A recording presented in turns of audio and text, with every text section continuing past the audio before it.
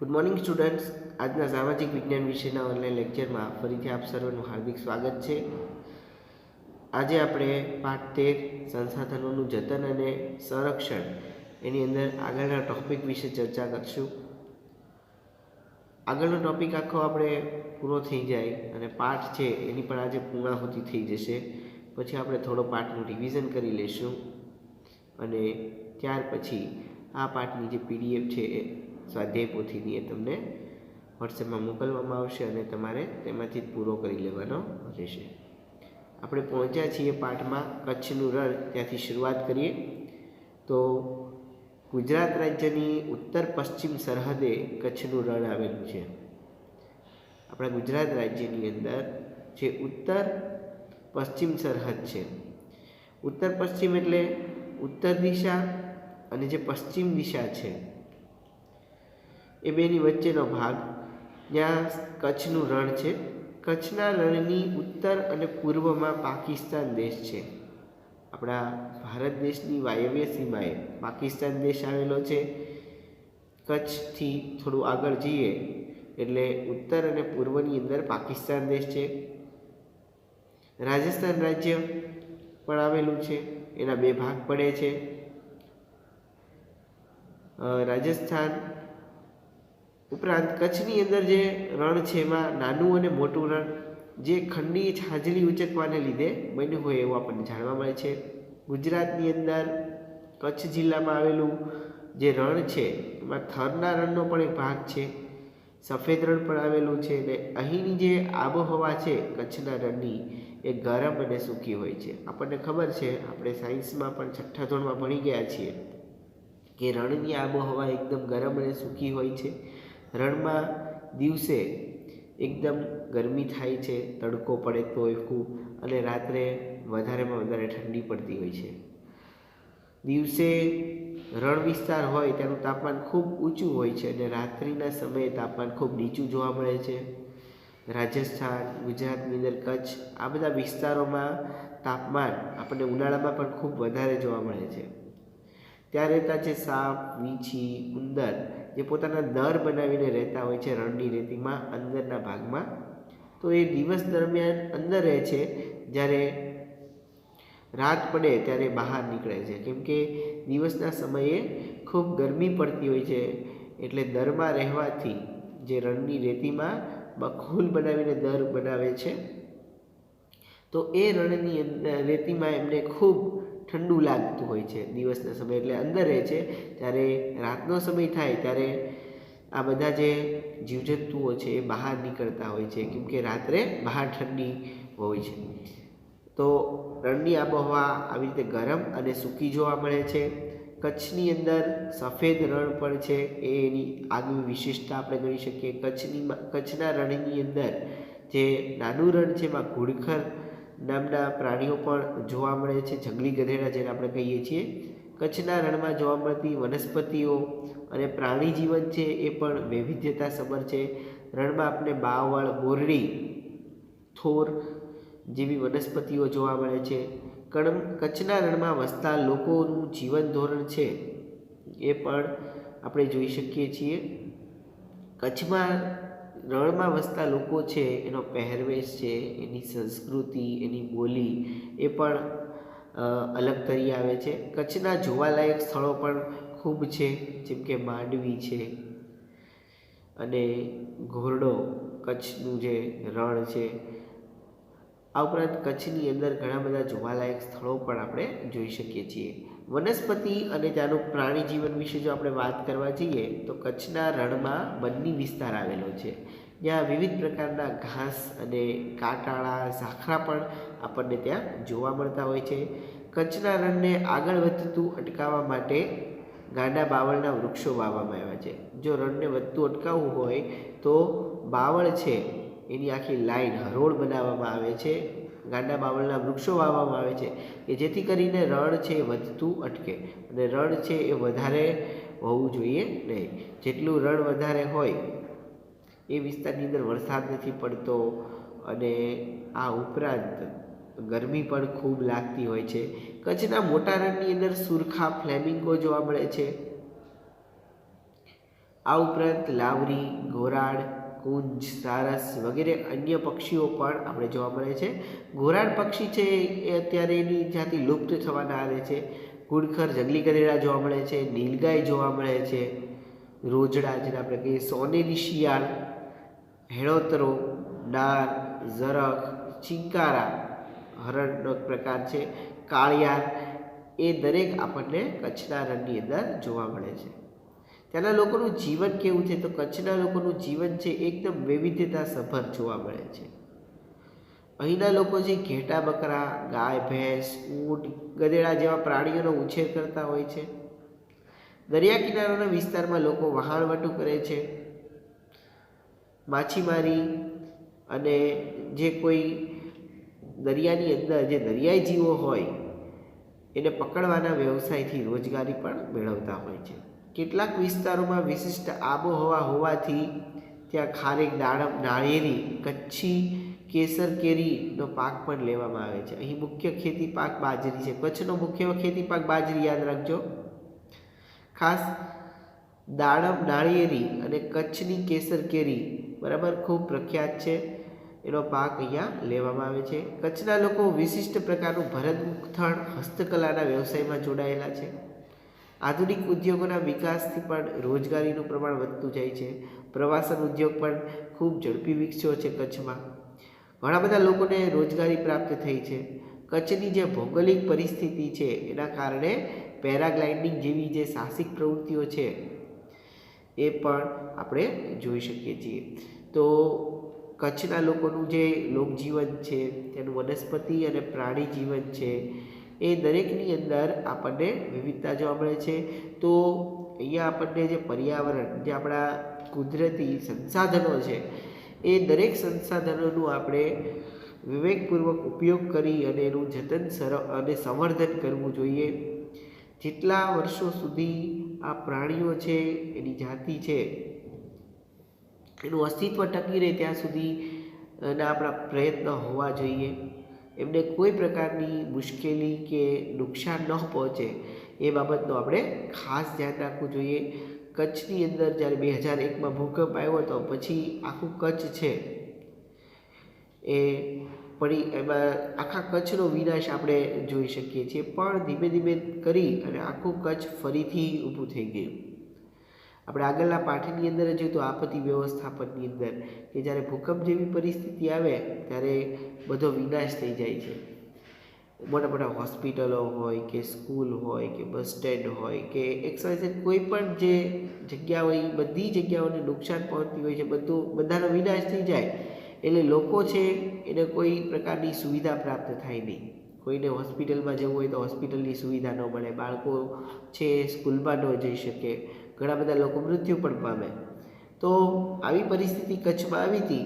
પણ ધીમે ધીમે પરિસ્થિતિને વશ થઈ અને લોકોએ એકસાથે જાગૃતિ રાખી અને પાછું આખું કચ્છ ઊભું કર્યું અને ઊભું કરી અને અત્યારે ખૂબ વિકાસ પણ કચ્છનો આપણે જોઈ શકીએ છીએ. અત્યારે ત્યાં અલગ અલગ પ્રકારના ઉદ્યોગો પણ આપણને જોવા મળે છે. જ્યાં રોજગારીનું પ્રમાણ પણ ખૂબ વધી ગયું છે. પ્રવાસન ઉદ્યોગ પણ ખૂબ ઝડપી વિકસી રહ્યો છે. પ્રવાસન ઉદ્યોગમાં લોકો વધારેમાં વધારે ફરવા માટે કચ્છનો ઉપયોગ કરતા હોય છે, કચ્છમાં જાય છે. અનેક લોકોને રોજગારી પણ પ્રાપ્ત થઈ છે અને ઘણી બધી પ્રવૃત્તિઓ ત્યાં છે એ આપણે જોઈ શકીએ છીએ. જેના લોકો છે એ પણ માછીમારીનો વ્યવસાય, વહાણવટીનો વ્યવસાયના લીધે એનો અને પ્રાણીઓનો જે ઉછેર કરવાની પ્રવૃત્તિ છે એના કારણે રોજગારી પ્રાપ્ત કરી શકે છે.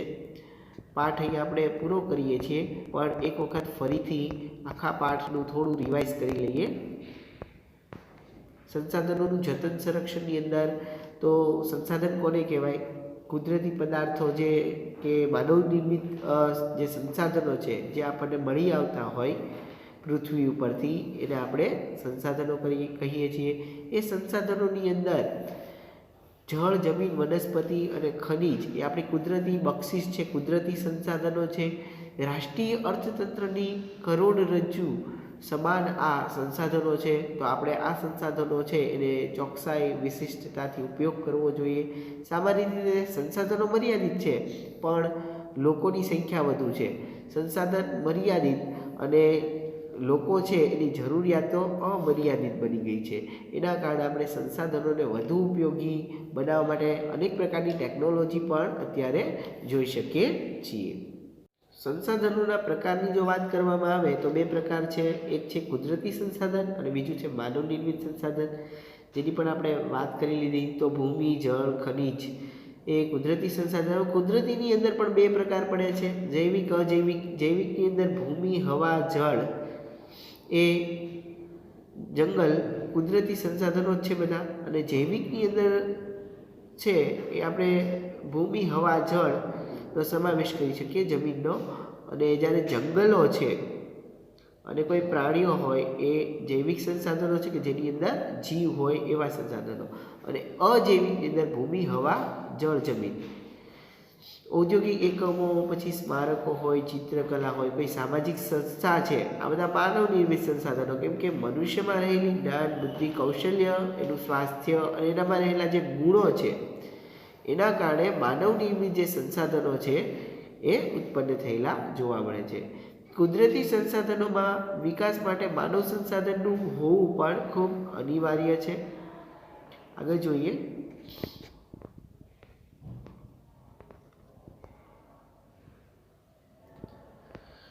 સંસાધનો છે એનું આપણે સંરક્ષણ પણ કરવું જોઈએ. જો સંસાધનો છે એ આપણા માટે ખૂબ ઉપયોગી છે તો એવા સંસાધનોનો આપણે વિવેકપૂર્વક ઉપયોગ અને ખૂબ રીતે એનું જતન સંરક્ષણ કરવું જોઈએ. કુદરતી સંસાધનો મર્યાદિત અને માનવીની જરૂરિયાતો અમર્યાદિત છે.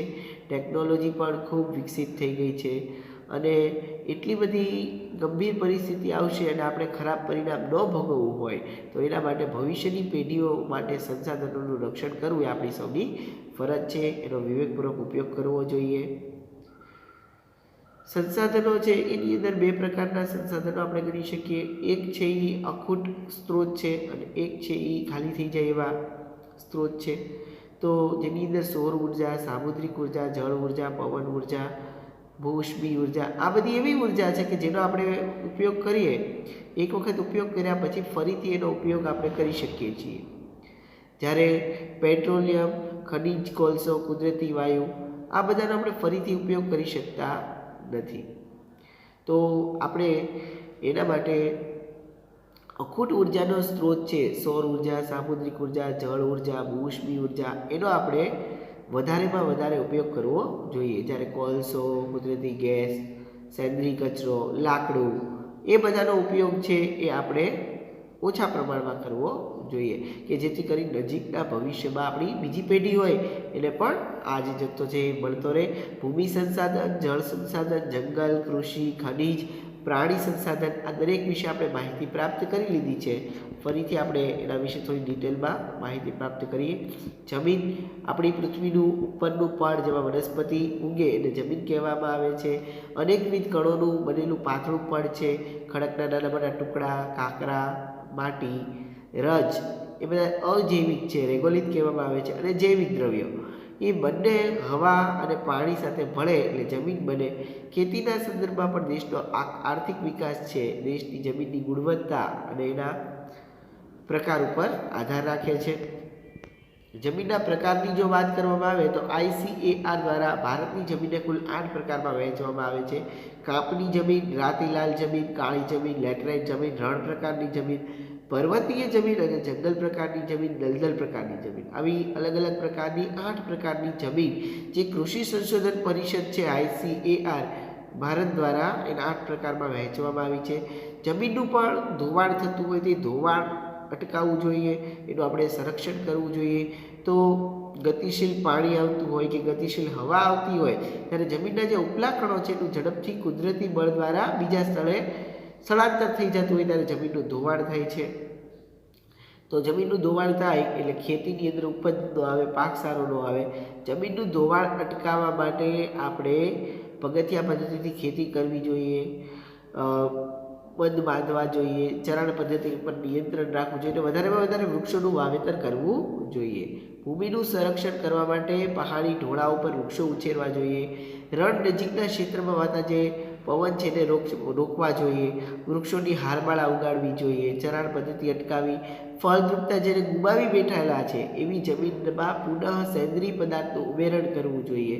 આમ સૌએ સાથે મળીને પ્રયાસ કરવા જોઈએ તો આપણે જમીનને પ્રદૂષિત મુક્ત કરી શકીએ અને સારામાં સારી જમીન બનાવી શકીએ. જળ સંસાધન પૃથ્વી ઉપર પીવાલાયક પાણીનું પ્રમાણ પણ માત્ર 3%, એમાં તે 3%માંથી બરફ છે એટલે આપણે 1.5% કે 2% જેટલું જ પાણી પીવાલાયક ગણી શકીએ.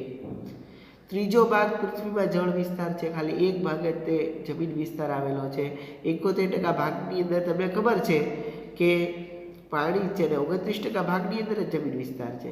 કુદરતે પાણીની આપણને અમૂલ ભેટ આપેલી છે. રોજબરોજની પ્રવૃત્તિ, ઉદ્યોગ, ખેતી માટે ખૂબ ઉપયોગી સ્ત્રોત એટલે જળ. મહાસાગર, ઉપસાગર, નદી, સરોવર, ભૂમિગત જળ એનો આપણે સમાવેશ કરી શકીએ છીએ. બધા સ્ત્રોત છે એ વરસાદને આભારી છે. વરસાદ છે એ મુખ્ય સ્ત્રોત ગણી શકાય. જળની તંગી પણ આપણે જોઈ શકીએ છીએ. ઘણી જગ્યાએ દુષ્કાળની પરિસ્થિતિ, 56 દુષ્કાળ તો આપણે ભૂલાય જ નહીં. એટલી બધી ખરાબ પરિસ્થિતિ જળ તંગીની આવે છે. તો અત્યારે આપણે જળ તંગીને નિવારવા માટે કુદરતે આપણને પાણી આપેલું છે તો એનો આપણે બિનજરૂરી ઉપયોગ ટાળવો જોઈએ. અનાજની વધતી માંગ સાથે રોકડિયા પાક ઉગાડવા જોઈએ. ટપક સિંચાઈ પદ્ધતિનો ઉપયોગ કરવો જોઈએ. શહેરીકરણનું અને ઊંચું જીવન ધોરણના પરિણામે માંગ નિરંતરની વધતી જાય. ગંદકીની સફાઈ ઉપયોગી છે. આપણા દેશમાં જળ તંગીનું સંકટ કેટલું બધું વધી ગયું. હમણાં તે મહારાષ્ટ્રમાં જળ સંકટ વધ્યું હતું. તો ભૂમિગત જળને આપણે ટ્યુબવેલ દ્વારા બહાર કાઢતા ભૂમિગત જળસ્તર છે એ પણ નીચું ગયું છે. આજે દેશમાં પાણીની ઘટતી ઉપલબ્ધતા, વધતી જતી અછત એ પણ ગંભીર સમસ્યાનો આપણે સામનો કરવો પડી રહ્યો છે. જળ સંસાધનોની જાળવણી વ્યવસ્થા પણ આપણે કરવું જોઈએ. આપણે વિવેકપૂર્વક ઉપયોગ કરવો જોઈએ. આપણા બધાની સહિયારી સંપદા છે જળ સંરક્ષણ આપણે વધારેમાં વધારે કરવું જોઈએ. ભૂમિગત જળને ઉપર લાવવાના પ્રયત્ન કરવા જોઈએ. નદીના પાણીને રોકી અને જળ સંચય કરવું જોઈએ. જળને રોકી અને એકઠું કરવાના ઉપાયો કરવા જોઈએ. જેમ શોષ કૂવા બનાવવા જોઈએ, ખેત તલાવડી નિર્માણ કરવું જોઈએ, લોક જાગૃતિ લાવવી જોઈએ. બાગ બગીચા, શૌચાલયમાં વપરાતો જે પાણી છે એનો પણ કરકસરપૂર્વક ઉપયોગ કરવો જોઈએ. અગાસી ઉપરથી પાણી વહી જતું હોય બિનજરૂરી તો આપણે એને યોગ્ય પાઇપલાઇન દ્વારા કોઈ નીચે ટાંકામાં જાય એ રીતે વ્યવસ્થા કરવી જોઈએ. નદીઓને પણ પ્રદૂષણથી બચાવવા અને ભૂમિગત જળનો આપણે ઉપયોગ કરતા એકમો ઉપર પણ દેખરેખ રાખવી જોઈએ.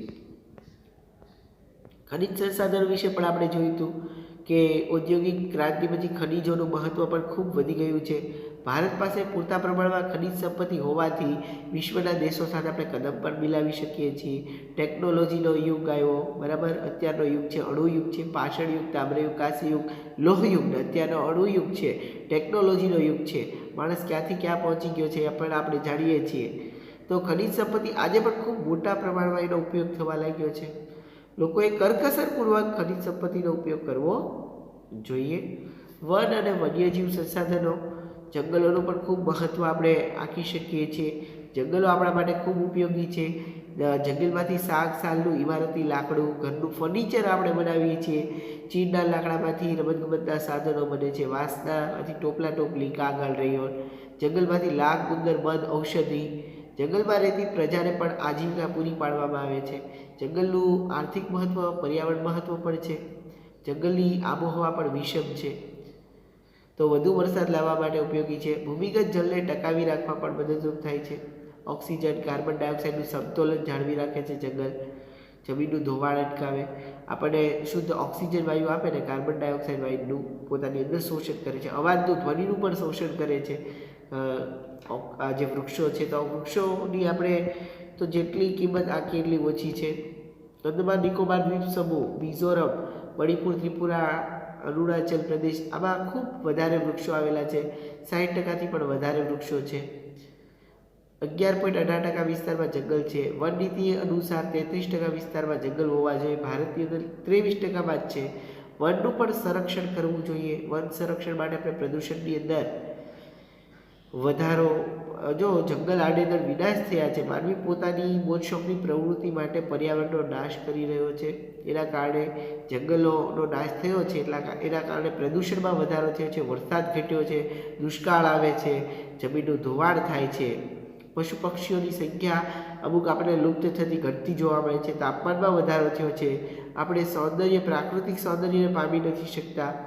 તો બંધારણમાં પણ કીધું છે કે વન, સરોવર, નદી, વન્ય પ્રાણીઓ સહિત જે કુદરતી સંસાધનો છે એનું આપણે જતન કરવું પડે, સંરક્ષણ કરવું પડે. તો પર્યાવરણ શિક્ષણ, પર્યાવરણ જાગૃતિ લાવવાથી પણ વનનું સંરક્ષણ કરી શકાય. વિવિધ સ્પર્ધા પ્રવૃત્તિઓ દ્વારા જંગલનું મહત્વ સમજાવી શકાય. ગુણવત્તાસભર જંગલ ખાતાના કાર્યક્ષેત્રને કરવું, પડતર જમીનમાં વૃક્ષારોપણ કરવું, ઇકો ક્લબની રચના કરી વિવિધ પ્રવૃત્તિઓ કરાવી, વૃક્ષારોપણ, વન મહોત્સવ જેવા કાર્યક્રમો યોજવા જોઈએ. એટલા માટે વિશ્વ વન દિવસ 21 માર્ચે ઉજવવામાં આવે છે, વિશ્વ પર્યાવરણ દિવસ 5 જૂને, 4 ઓક્ટોબરે વન્ય પ્રાણી દિવસ અને 29 ડિસેમ્બર જે વિવિધતા દિવસ ઉજવવામાં આવે છે. વન્યજીવોનું પણ આપણે ખૂબ સંસાધન કરવું જોઈએ. અનેકવિધ પ્રાણીઓની પ્રજાતિ ભારતમાં આવેલી છે. તો આ જે પ્રાણી છે એમાં સરીસૃપો, સસ્તન વર્ગના, ઉભયજીવી, ખેચર, જળચર. જમ્મુ કાશ્મીર, લદ્દાખમાં કાશ્મીરી મૃગ છે, બકરીઓ આવેલી છે, જંગલી બકરી. ઉત્તરાખંડ, કર્ણાટક, કેરળ, આસામના હાથી જોવા મળે છે. એક શીંગી ગેંડો ભારતનું વિશિષ્ટ પ્રાણી છે. અસમ, પશ્ચિમ બંગાળના દલદલી ક્ષેત્રમાં આપણે જોવા મળે છે. કચ્છના નાના રણની અંદર ઘુડખર જંગલી ગધેડા જોવા મળે છે. તો આપણા ભારત દેશની અંદર આપણે ઘણા બધા પ્રાણીઓ જોવા મળે તો આપણે એનું જતન સંરક્ષણ કરવું જોઈએ. મધ્યપ્રદેશ, મહારાષ્ટ્ર, કર્ણાટક, રાજસ્થાનની અંદર વાઘ જોવા મળે છે. બેંગોલ ટાઈગર પણ ખૂબ પ્રખ્યાત છે. ડેડિયાપાડા, રતનમહાલમાં રીંછ જોવા મળે છે. પક્ષીઓ પણ નળ સરોવરમાં જોવા મળે છે. સુરખાબ આપણું રાજ્ય પક્ષી છે. ભારતની અંદર સાગર કિનારે બેકરલ, ઝીંગા, મૃગલા, શાર્ક, ડોલ્ફિન જેવી માછલી જોવા મળે છે. હરણ જેવા પ્રાણીઓ પણ આપણે જોવા મળે છે. લાલ પાંડા હિમાલયની અંદર જોવા મળે છે. તો લુપ્ત થતી જતી પ્રજાતિ છે એ પણ આપણે જોઈ શકીએ છીએ. લાલ પાંડા, ઘડિયાળ મગર, જળબિલાડી, ગંગે ડોલ્ફિન. વન્યજીવનું આપણે સંરક્ષણ કરવું જોઈએ. અત્યાચારી પ્રવૃત્તિ રોકી કડક અમલ કરાવવો જોઈએ. વન્યજીવની ગણતરી સમયાંતરે થવી જોઈએ. જંગલનો વિનાશ થતો અટકાવવો જોઈએ. વન્યજીવનું મહત્વ સમજાવી એનું સંરક્ષણ કરવું જોઈએ. જંગલમાં લાગતી આગને ડામવા ઝડપથી પ્રયત્ન કરવા જોઈએ. તબીબી સારવાર મળે તેવા પ્રયત્ન કરવા જોઈએ. સંરક્ષિત ક્ષેત્રનો વિકાસ કરવો જોઈએ. પ્રચાર પ્રસારના માધ્યમ દ્વારા જાગૃતિ લાવવી જોઈએ. કુદરતી આવાસ પણ પૂરતા પ્રમાણમાં મળે એવી રીતે વ્યવસ્થા ગોઠવવી જોઈએ. રણ પ્રદેશની અંદર પણ આપણને ખબર છે કે તાપમાન ખૂબ ઊંચું હોય છે. રાત્રે 0 સેલ્સિયસ જેટલું નીચું જાય. એ આફ્રિકા સહરા રણ આપણે જોઈ શકીએ છીએ. બાજુમાં ખજૂરના વૃક્ષથી ઘેરાયેલું છે. રણદ્વીપ પણ આવેલા છે. શિયાળ, જરાક, રણના વીછી, કાચીડા, રણની ઘો અને સાપ જેવા આ પ્રદેશમાં આપણને પ્રાણીઓ જોવા મળે છે. સહરાનું રણ, ખજૂરના વૃક્ષ, ખનિજ તેલ ક્ષેત્ર, પારંપરિક માટીના ઘરો પણ આવેલા છે. ત્યાંના લોકોની જે રીતભાત છે રહેવાની એ પણ આપણે જોઈ શકીએ છીએ. દૂધ, ચામડું અને ઊન પ્રાપ્ત કરી ચીજ વસ્તુ જેવી કે જાજમ, કપડાં, ગરમ ધાબળા બનાવે છે. રણમાં આવેલી ડાયલ જે ખીણમાં જળજથ્થો ઉપલબ્ધ હોવાથી ખજૂર જેવા પાક લેવાય છે. ફોસ્ફરસ, મેંગનીઝ, યુરેનિયમ જેવી ખનિજો પણ આપણને રણના વિસ્તારમાંથી મળે છે. રણના વિસ્તારના લોકોનું જીવન ધોરણ પણ ખૂબ ઊંચું છે, મોટું આપણે જોઈ શકીએ છીએ. શહેરીકરણ પણ રોજગારી મેળવવા માટે પણ લોકો ત્યાં આવતા હોય છે. ખનિજ ક્ષેત્રનો વિકાસ થયો હોવાથી લદ્દાખ પણ આપણે જોઈ શકીએ છીએ કે લેહ લદ્દાખ એક ટાપુ છે જે ભારતની બરાબર ભારતનું એક રાજ્ય કેન્દ્ર શાસિત પ્રદેશ આપણે ગણી શકીએ છીએ. જમ્મુ કાશ્મીરથી આગળ વનસ્પતિ અને એનું પ્રાણી જીવન એમાં પણ ટૂંકા ઘાસ જોવા મળે છે. દેવદાર, પમલેના વૃક્ષ છે. પછી અલગ અલગ પ્રકારની ત્યાં પ્રજાતિઓ આપણને જોવા મળે છે. હિમદીપડા, લાલ લોમડી, બારબાટ, ગીરવા રંગનું, હિમાલયન બકરી, ઘેટા, યાક જેવા આપણે પ્રાણીઓ ત્યાં જોઈ શકીએ છીએ. લદ્દાખના ખેતરો, અખરોટના વૃક્ષો, ત્યાંના લોકો છે એ બૌદ્ધ ધર્મ પાળે છે. બૌદ્ધ મઠો પણ ત્યાં આવેલા છે. ઉનાળાની ઋતુમાં જવ, બટાકા, વટાણા ખેતી થાય છે. દુકાન પણ ત્યાં લોકો ખેતી કામની સાથે નાના નાના વ્યવસાયો પણ કરતા હોય છે. ઘાસના મેદાનો આપણને જોવા મળે છે. હિન્દુ ધર્મના લોકોના ઉત્સવો, ધાર્મિક અનુષ્ઠાન પણ આપણે જોઈ શકીએ છીએ. ખરદુંગલા મુખ્ય શહેર લદ્દાખનું લેહ છે. તેનો પહેરવેશ, કચ્છનું રણ આપણે હમણાં જ વાત કરી, ત્યાંની વનસ્પતિ, પ્રાણી જીવન, ત્યાંનું લોકજીવન વિશે પણ વાત કરી. અને આ પાઠ છે એની અંદર મોટા ભાગે આપણે બધી બાબતો છે એની ચર્ચા કરી લીધી છે. અહીંયા પાઠ છે એની હવે આપણે પૂર્ણાહુતિ તરફ જઈ રહ્યા છીએ. તો સ્વાધ્યાય છે એ તમને કાલે મેં હોમવર્કમાં આપી દીધો તો 5 MCQ છે, એક વાક્યના પ્રશ્ન, ટૂંક નોંધ, મુદ્દાસર જવાબ અને નકશામાં નીચેના સ્થળ દર્શાવો. તો વિદ્યાર્થી મિત્રો, આજના લેક્ચરની અંદર હું તમને PDF ફાઇલ આ પાઠની મોકલીશ. તો દરેક વિદ્યાર્થીઓએ પાઠ 13 સંસાધનોનું જતન અને સંરક્ષણ પાઠ છે એની PDF મોકલું, એમાંથી તમારે સ્વાધ્યાય પોથીમાં આ પાઠ છે પૂરી લેવાનો રહેશે. એ તમારો આજનો હોમવર્ક રહેશે. તો વિદ્યાર્થી મિત્રો, આજના લેક્ચરમાં બસ આટલું જ. ફરીથી નવા લેક્ચરની અંદર નવા વિડીયો સાથે પાછા ઉપસ્થિત થઈશું. પણ ખાસ યાદ રાખજો કે આજના લેક્ચરની સાથે એનિમેશન વિડીયો પણ પાઠનો આપવામાં આવ્યો છે, તો એ પણ તમે લોકો ખાસ જોઈ લેજો અને એમાંથી પણ ખાસ શીખી લેજો. બરાબર? આવજો. આભાર. Thank you so much. ધોરણ 7 વિષય સામાજિક વિજ્ઞાન, પ્રકરણ 13 સંસાધનોનું જતન અને સંરક્ષણ.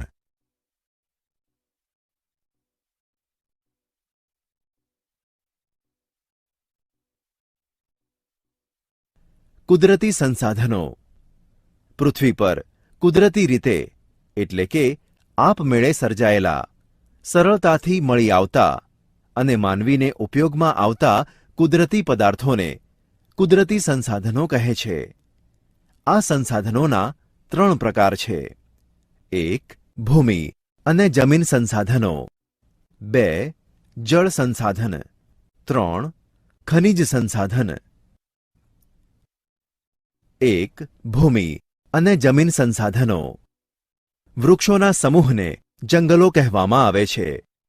ભૂપૃષ્ઠ અને આબોહવાની વિશેષતાને કારણે ભારતમાં વિવિધ પ્રકારના જંગલો જોવા મળે છે. ભારતમાં 5000 જાતના વૃક્ષો થાય છે. વનસ્પતિની વિવિધતાની દ્રષ્ટિએ વિશ્વમાં ભારતનું સ્થાન 10મું છે. ભારત પ્રાચીન સમયથી જ જડીબુટીઓ માટે પ્રખ્યાત છે. આપણા આયુર્વેદમાં 2000 વૃક્ષો અને છોડવાઓનું વર્ણન છે. જંગલો આપણા દેશની અમૂલ્ય સંપત્તિ છે. ઈશાન ભારતમાં પહાડી રાજ્યો, અંદમાન અને નિકોબાર દ્વીપ સમૂહોમાં નિત્ય લીલા જંગલો આવેલા છે. અહીં વૃક્ષોના પાંદડા એકસાથે ખરી પડતા નથી, તેથી આ જંગલો 12 માસ લીલા રહે છે. અહીંયા વૃક્ષોની ઊંચાઈ 30 થી 35 મીટર હોય છે. અહીં વાંસ, સાગ, સાલ, મેહોગની, સીસમ વગેરે મુખ્ય વૃક્ષો છે. વિંધ્ય અને સાતપુડા પર્વતો હિમાલયના કેટલાક ઢોળાવો પર, પૂર્વ ઘાટ અને પશ્ચિમ ઘાટ હારમાળાઓના ઢોળાવો પર ખરાઉ જંગલો વિકસ્યા છે. અહીંયા મુખ્ય વૃક્ષોમાં સાગ, સાલ, મહુડો, વડ અને પીપળો છે. અહીં વૃક્ષોના પાંદડા પાનખર ઋતુમાં ખરી પડે છે. સમુદ્રના કિનારે જ્યાં નદીઓ મુખ્ય ત્રિકોણ પ્રદેશોમાં પાણી ભરાઈ જાય છે, ત્યાં ભરતીના જંગલો આવેલા છે.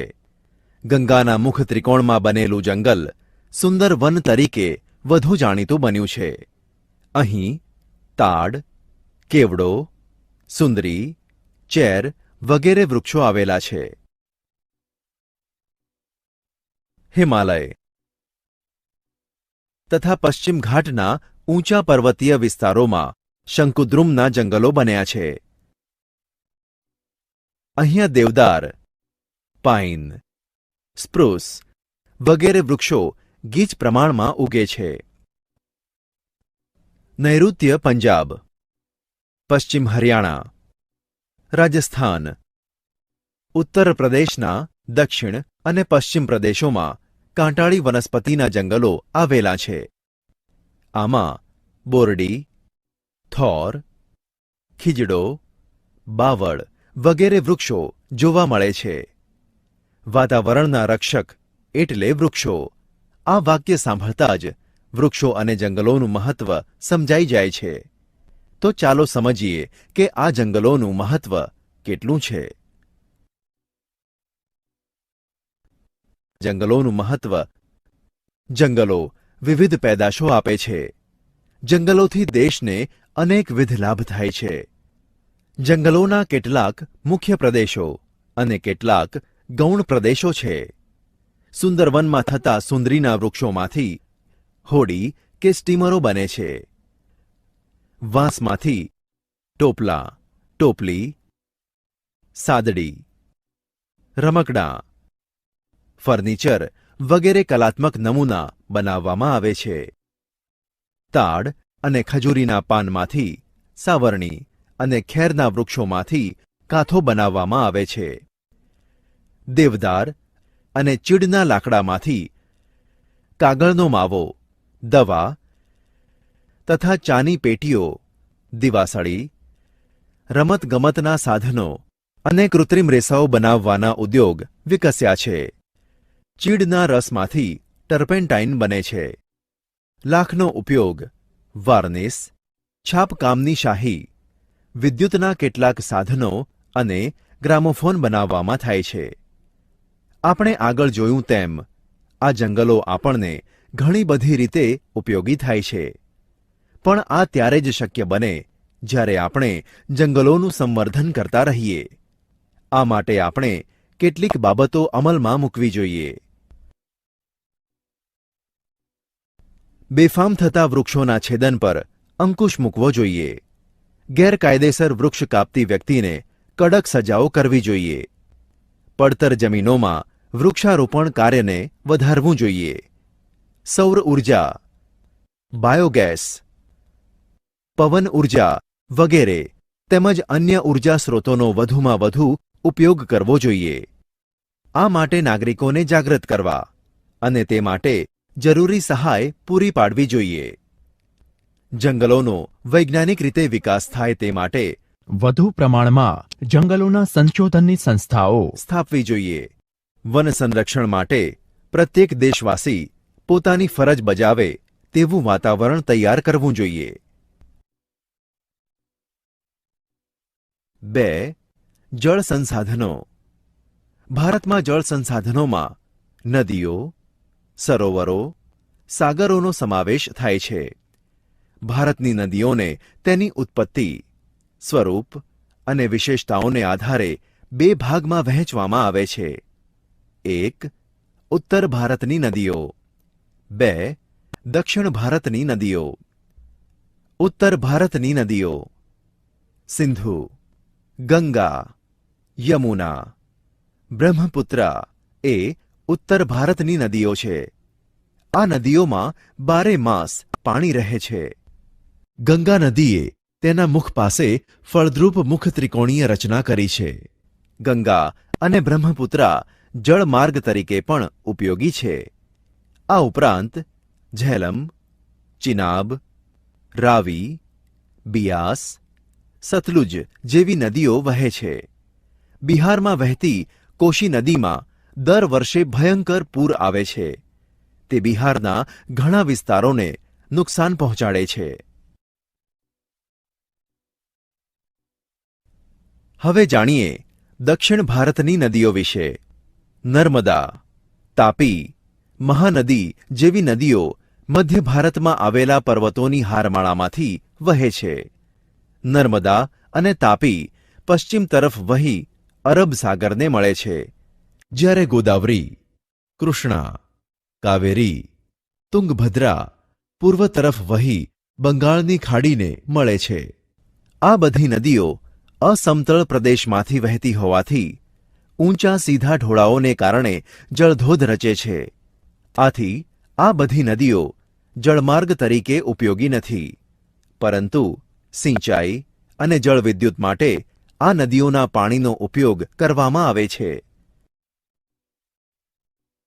આ માટે અહીંની નદી પર કેટલીક બહુહેતુક યોજનાઓ બનાવવામાં આવી છે, જેનો લાભ ભારતના ઘણા રાજ્યોને મળે છે. જેમ કે 1. નર્મદા નદી પર નર્મદા યોજના રચવામાં આવી છે, જેનો લાભ ગુજરાત, મધ્યપ્રદેશ, રાજસ્થાન અને મહારાષ્ટ્રને મળે છે. નર્મદા યોજના ગુજરાતની સૌથી મોટી યોજના છે. આ યોજનામાં મુખ્ય નહેર ક્ષમતાની દ્રષ્ટિએ વિશ્વની સૌથી મોટી નહેર બનશે, જેનું સમગ્ર નહેર તંત્ર 66,000 કિલોમીટર લાંબુ હશે. નર્મદા યોજનાથી ગુજરાતના 8,215 ગામડાં અને 135 શહેરો નગરોને પીવાનું પાણી મળશે. આ યોજનાથી ગુજરાતના 14 જિલ્લાના 75 તાલુકાના 3,360 ગામડાઓને સિંચાઈનો લાભ પણ મળશે. 2. કૃષ્ણા નદી પર નાગાર્જુન યોજના બનાવવામાં આવી છે, જેનો લાભ આંધ્રપ્રદેશ રાજ્યને મળે છે. 3. તુંગભદ્રા નદી પર તુંગભદ્રા યોજના બનાવાયેલી છે, જેનો પણ લાભ આંધ્રપ્રદેશ રાજ્યને મળે છે. 4. કોશી નદી પર કોશી યોજના બનાવાયેલી છે, જેનો લાભ બિહાર રાજ્યને મળે છે. 5. મહાનદી પર હીરાકુંડ યોજના બનાવાયેલી છે, જેનો લાભ ઓરિસ્સા રાજ્યને મળે છે. 6. સતલુજ નદી પર ભાખરા નાગલ યોજના બનાવાયેલી છે, જેનો લાભ પંજાબ, હરિયાણા અને રાજસ્થાન રાજ્યને મળે છે. આ ઉપરાંત ભારતમાં કેટલાક કુદરતી સરોવરો પણ આવેલા છે, જેમ કે 1. કાશ્મીર રાજ્યમાં દલ અને વુલર નામના મીઠા પાણીના સરોવરો આવેલા છે. 2.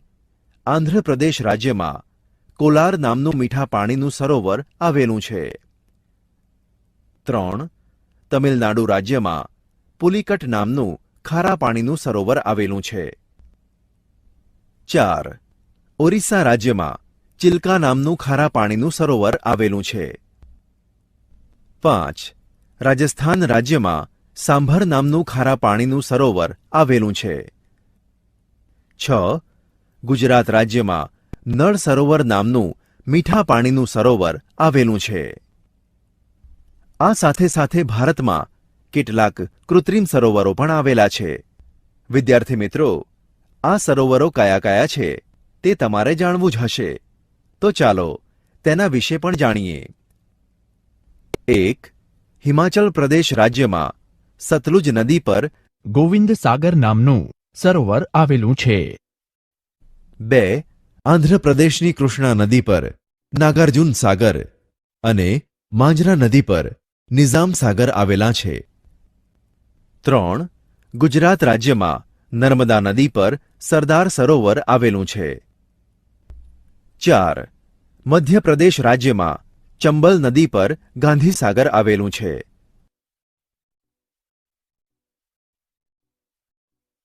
3. ભારતના ખનિજ સંસાધનો. જૈવિક અને અજૈવિક પદાર્થો ગરમી અને દબાણને લીધે પરિવર્તન પામીને ચોક્કસ રાસાયણિક બંધારણ ધરાવે છે.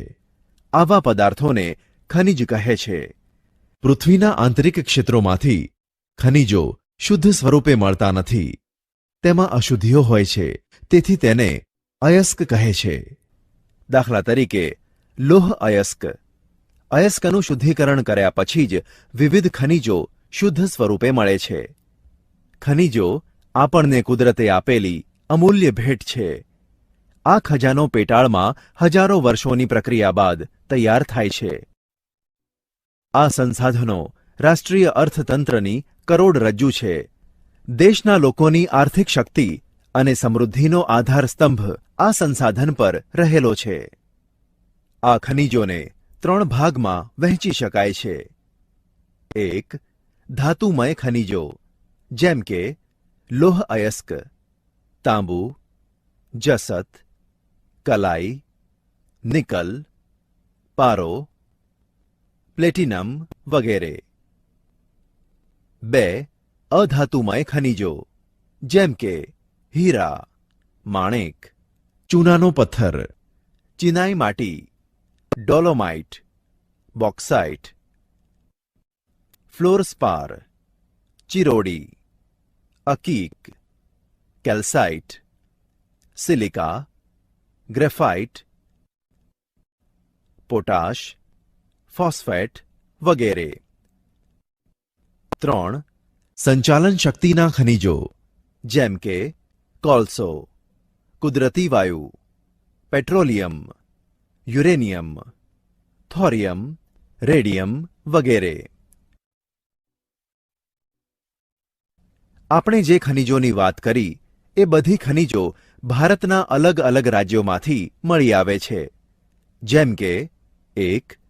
કોલસો એ ઝારખંડ, છત્તીસગઢ, આંધ્રપ્રદેશ, ગોવા, ઓરિસ્સા, તમિલનાડુ, કર્ણાટક, બિહાર, મધ્યપ્રદેશ, મહારાષ્ટ્ર અને ગુજરાતમાંથી મળી આવે છે.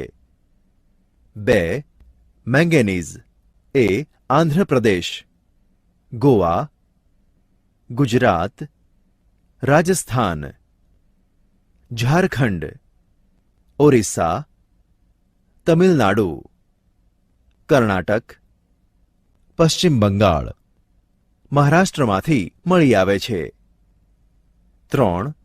તાંબુ જે બીજા નામે કોપર તરીકે પણ ઓળખાય છે. આ ખનિજ આંધ્રપ્રદેશ, ગુજરાત, કર્ણાટક, પશ્ચિમ બંગાળ, મહારાષ્ટ્ર, સિક્કિમ અને મેઘાલયમાંથી મળી આવે છે. 4. બોક્સાઇટ જે ઓરિસ્સા, આંધ્રપ્રદેશ, છત્તીસગઢ, ગુજરાત, ઝારખંડ, મહારાષ્ટ્રમાંથી મળી આવે છે. 5. અબરખ ધાતુ આંધ્રપ્રદેશ, ઝારખંડ, બિહાર અને રાજસ્થાનમાંથી મળી આવે છે. 6. સીસું જે રાજસ્થાન, આંધ્રપ્રદેશ, તમિલનાડુ અને ગુજરાતમાંથી પ્રાપ્ત થાય છે. 7.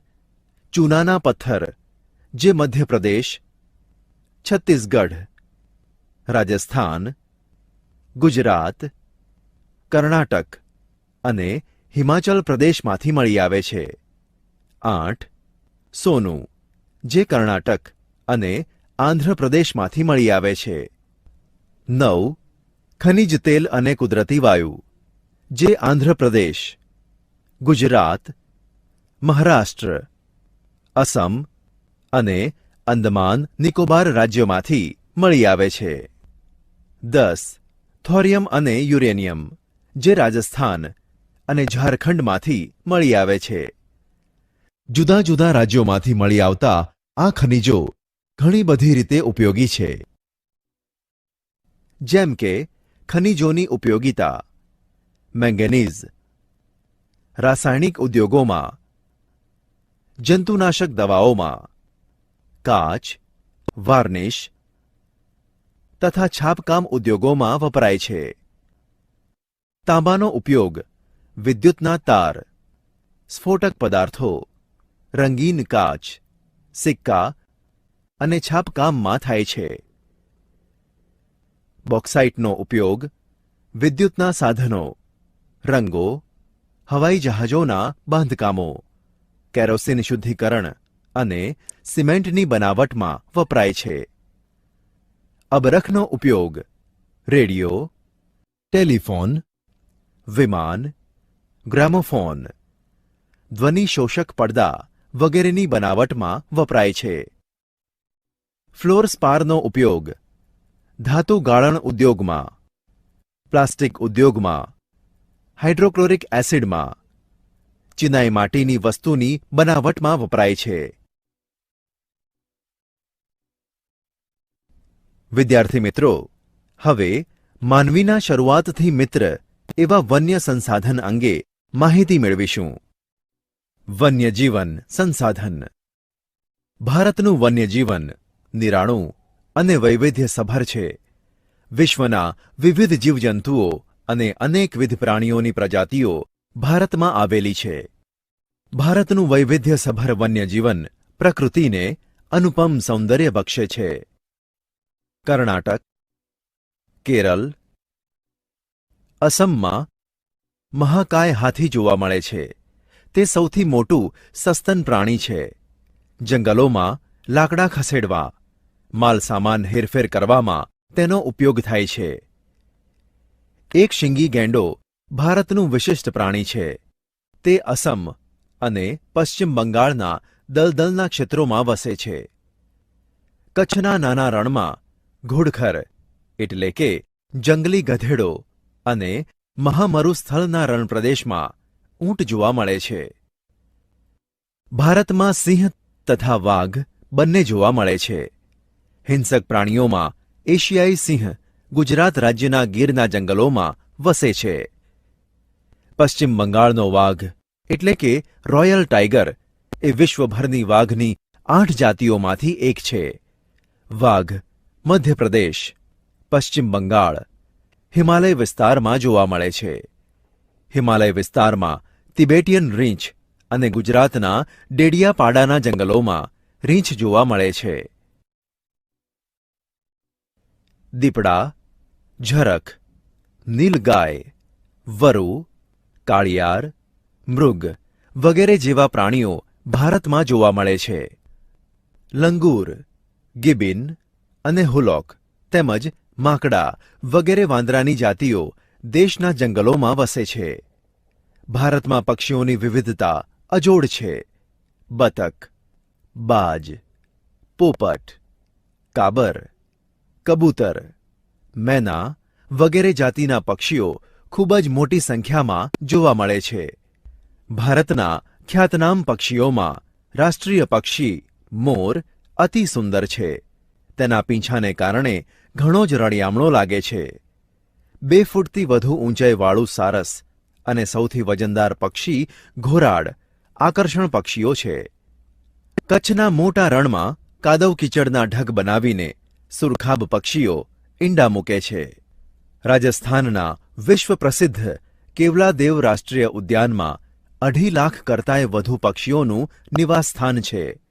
તો ગુજરાતમાં નળ સરોવર દેશ વિદેશના પક્ષીઓ માટે જાણીતું છે.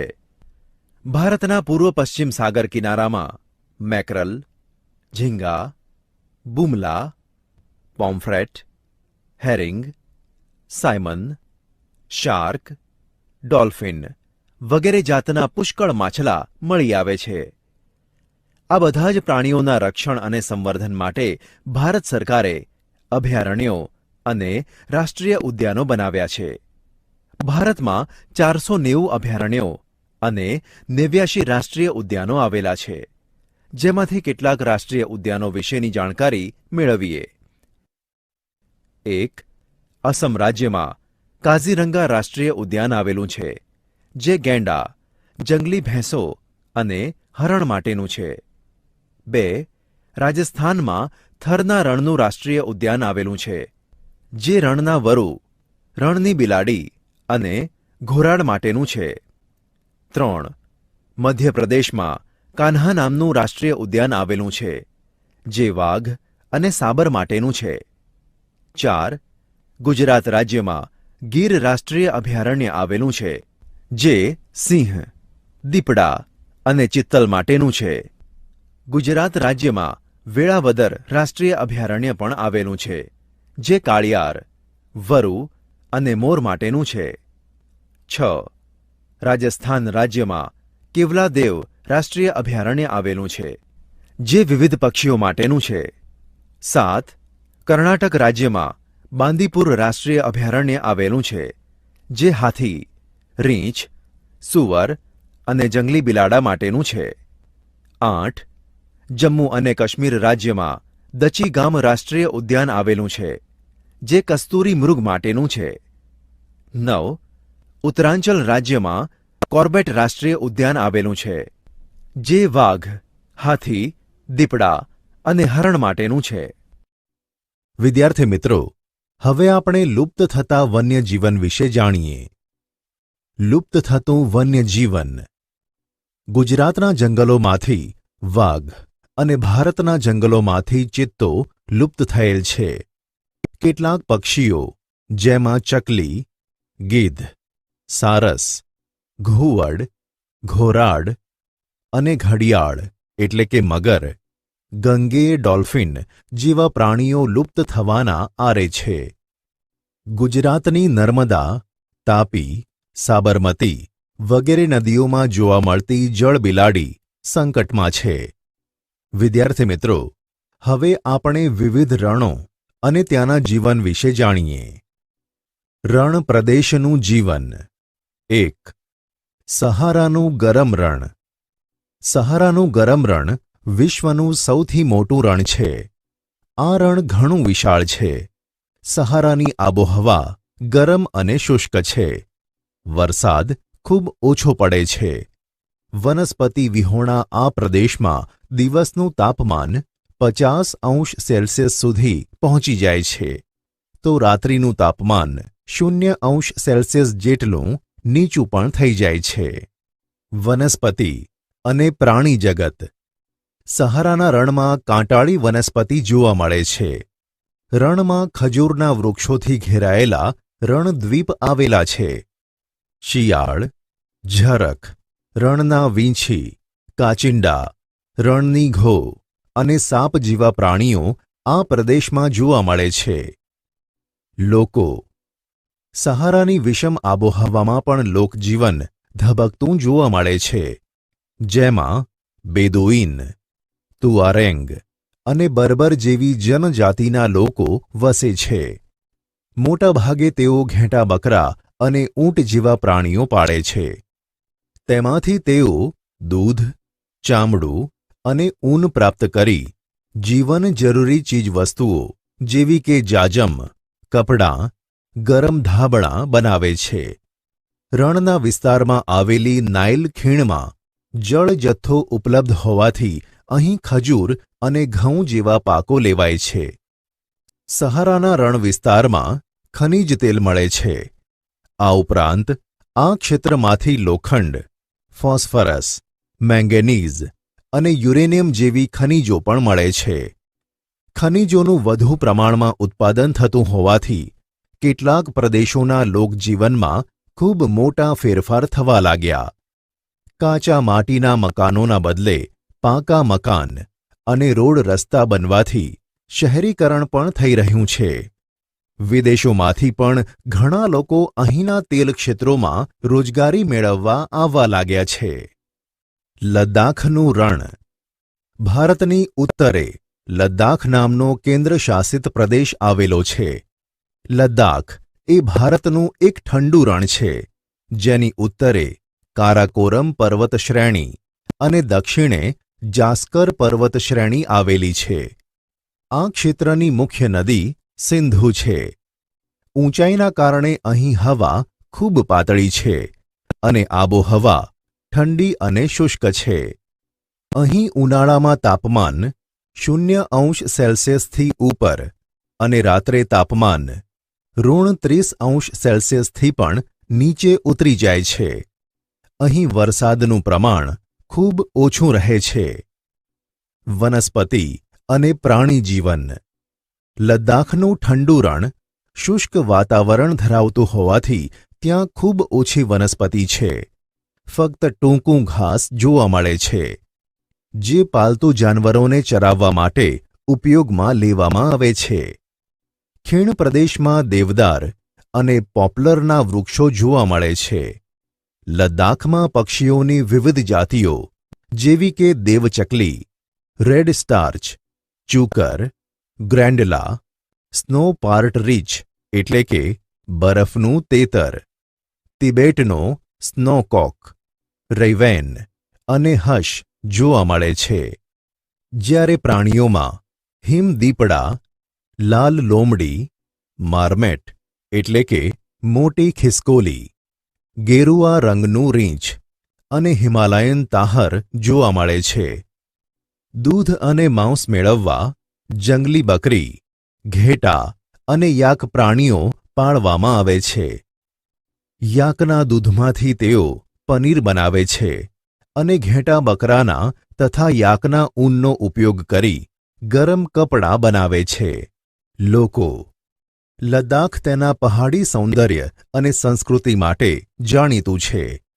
અહીં મોટે ભાગે ઇન્ડો આર્યન, તિબેટિયન, લદ્દાખી પ્રજાતિના લોકો વસે છે, જેમાં મોટાભાગના લોકો બૌદ્ધ ધર્મ પાળે છે. લદ્દાખ ક્ષેત્રમાં અનેક બૌદ્ધ મઠો આવેલા છે, જેમાં હેમિસ, થિક્સે, રો વગેરે છે. ઉનાળાની ઋતુમાં અહીં જવ, બટાકા, વટાણા વગેરેની ખેતી થાય છે. મહિલાઓ ઘરકામ, ખેતીકામની સાથે સાથે નાના વ્યવસાયો જેવા કે દુકાન કરવી, ગરમ કાપડ વણવું વગેરે પણ કરે છે. અહીં તિબેટીયન સંસ્કૃતિના બહોળા ફેલાવાને કારણે આને નાના તિબેટ તરીકે પણ ઓળખવામાં આવે છે. અહીંના લોકો સાદું અને સરળ જીવન જીવે છે.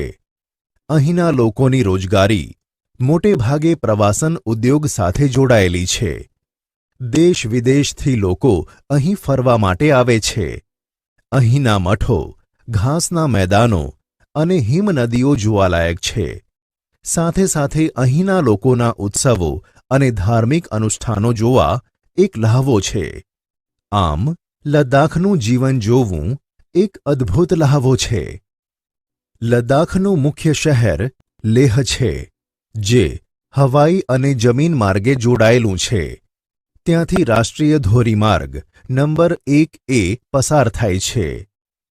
આધુનિકીકરણથી અહીંના જીવનમાં પણ પરિવર્તન આવવા લાગ્યું છે. છતાં અહીંના લોકો પ્રકૃતિ સાથે કદમ મિલાવીને ચાલે છે. પ્રાકૃતિક વસ્તુઓનો ખૂબ જ કરકસરપૂર્વક ઉપયોગ કરી પોતાનું જીવન વિતાવે છે.